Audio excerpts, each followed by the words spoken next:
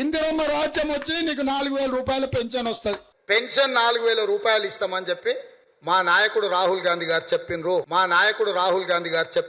రేవంత్ అన్ననేమో తీసుకున్న పింఛన్లను ఎన్కకియ్యాలే అని నోటీసులు పంపిస్తున్నాడు. దాసరి మల్లమ్మ అనేగి ముసలవ్వకు ఆసరా పింఛన్ తీసుకోనీకి అర్హత లేదని, ఇప్పటిదాకా గామె తీసుకున్న 1,72,928 రూపాయలు సర్కార్కు 7 రోజుల్లో కట్టాలే అని నోటీసులు పంపిర్రు. ఈ దొంగ కాంగిరేసు చూడు రాజిగవడు నేడు హీరో రేపు జీరో రాజిగవరే రాజిగా.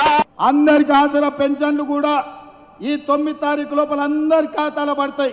పెన్షన్దారులకు షాక్ ఇచ్చిందా రేవంత్ ప్రభుత్వం అంటే అవుననే మాట వినిపిస్తోంది. పాత పెన్షన్ ఇవ్వాలని చెప్పి ప్రభుత్వం నిర్ణయం తీసుకున్నట్టుగా తెలుస్తోంది.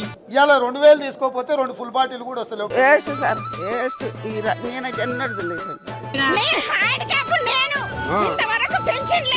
ఆ 4000 ఇస్తానన్న ఆయన లేడు, ఉన్నడో లేడో గాని ఇస్తలేడు. ఈ దొంగ కాంగిరేసు చూడు రాజిగవడు నేడు